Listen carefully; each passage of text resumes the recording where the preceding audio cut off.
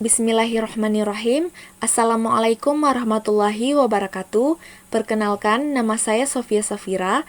Di sini saya akan mempresentasikan laporan dari tugas 1 MK Basis Data Lanjut. Berikut adalah IRD yang telah diberikan, yang telah saya kerjakan pada SQL Developer. Jika kita melihat IRD ini, di sini ada dosen, mata kuliah, pendidikan, publikasi, aktivitas lain. Jadi, dosen, pendidikan, mata kuliah, publikasi, dan aktivitas lain ini pada SQL Developer nantinya akan kita jadikan sebuah tabel. Jadi, di sini bisa kita lihat NIP, nama, prodi, fakultas, ini merupakan sebuah atribut. Atribut ini nantinya akan kita jadikan kolom pada tabel tersebut. Langsung saja ya proses pembuatan tabel. Jadi proses create table atau membuat tabel itu pada SQL Developer kita dapat menggunakan sintaks seperti di bawah ini, yaitu create table. Kita masukkan atau kita berikan nama tabelnya. Di sini sebagai contoh yang pertama itu adalah tabel dosen ya kan. Di sini create table dosen, langsung masukkan kolom pertama seperti yang saya jelaskan tadi. Atribut ini nantinya akan menjadi kolom. Jadi di sini ada atribut NIP. Maka untuk kolom pertama saya buat di sini adalah NIP. Ya kan? NIP tipe datanya kita masukkan tipe data banyak ya, bisa searching di Google. Jadi tipe data yang saya berikan di sini ada varchar 2 dan nilainya itu adalah 20. Lanjut ke kolom kedua yaitu nama. Di sini saya tambahkan constraint not null-nya, langsung prodi. Pokoknya semua atribut yang ada pada IRD ini, di ini kita jadikan sebuah kolom pada tabel tersebut. Jadi untuk pemilihan constraint di sini adalah ada constraint yang unik yaitu primary key. Di sini NIP, seperti kita ketahui NIP itu maksudnya identitas NIP itu tidak boleh sama dengan orang lain ya. Makanya pada sebuah tabel jika kita ingin membuat sebuah atribut atau sebuah kolom yang unik, maka kita cukup menambahkan constraint primary key.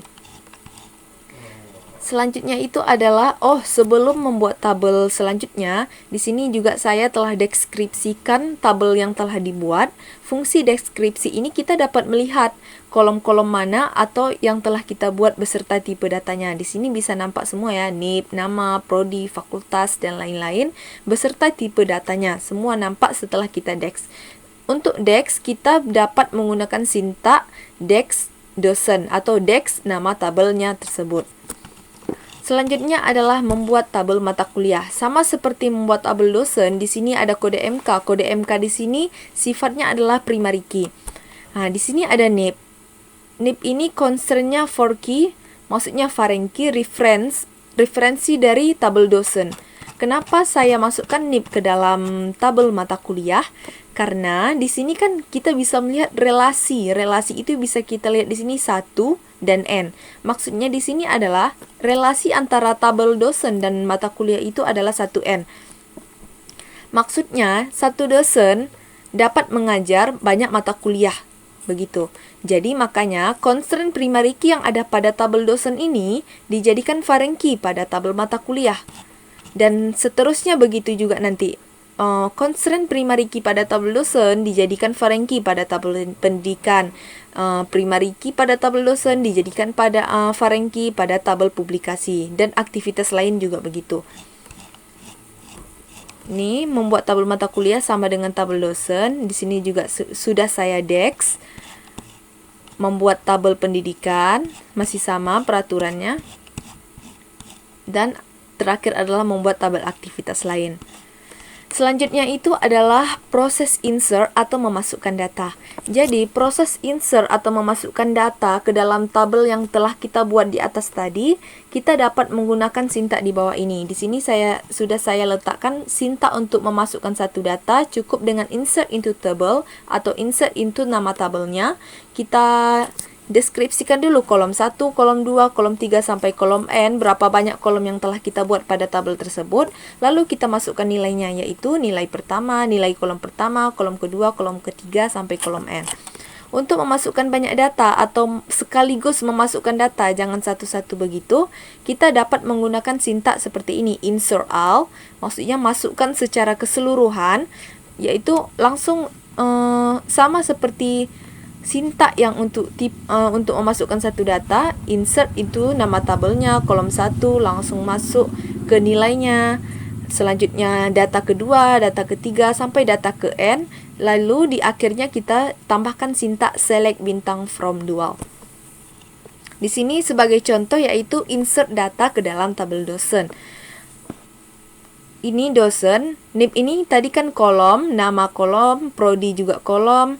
Jadi ini values, masukkan nilainya. Untuk NIP di sini ada 20, maksudnya di sini NIP ini adalah nilai NIP, ini adalah nilai nama, ini adalah nilai dari kolom prodi. Bisa dilihat di sini. Sangat mudah dipahami. Nah, setelah memasukkan data ke dalam tabel tersebut, ya kan, kita bisa menampilkan semua data yang telah kita masukkan tersebut. Sintaksnya itu cukup dengan select bintang, maksudnya adalah tampilkan semua dari tabel dosen.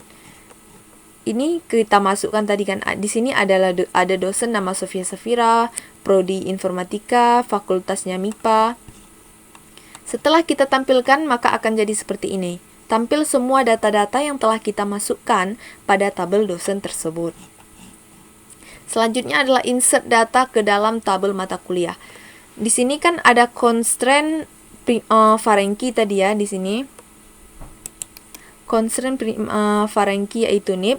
Jadi, constraint Ferenczi NIP ini kita dapat dari tabel dosen. Maksudnya di sini NIP di sini harus sama dengan NIP yang ada pada tabel mata kuliah. Namanya juga reference ya. Maksudnya mereka saling berhubungan karena ada relasi seperti yang saya jelaskan di awal tadi.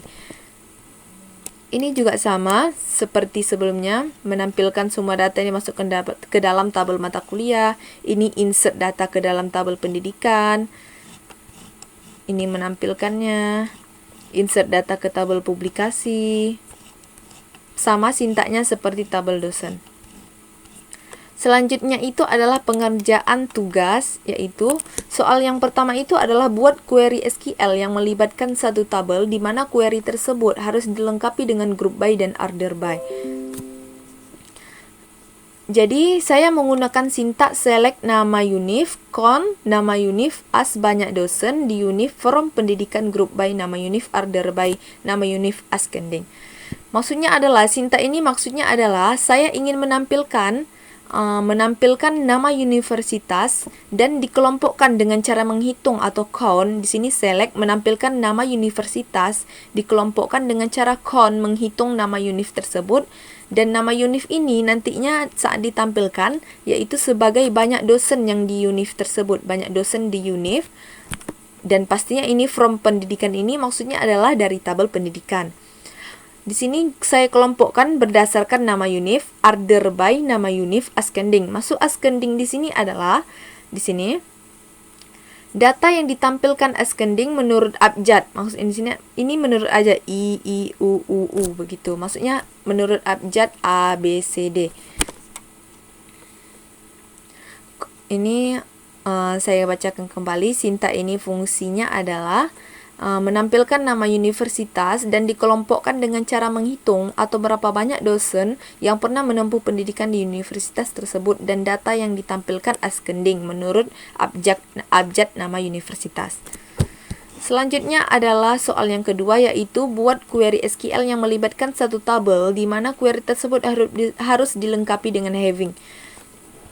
Di sini saya menggunakan sintaks seperti ini. Sintaks ini maksudnya adalah menampilkan nama MK dari tabel mata kuliah dan dikelompokkan atau ditampilkan nama-nama MK pada semester 3 saja.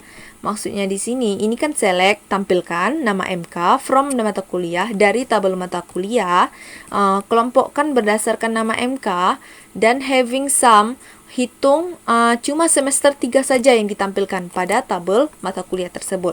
Maka di sini akan tampil nama-nama MK yang ada pada semester 3 saja.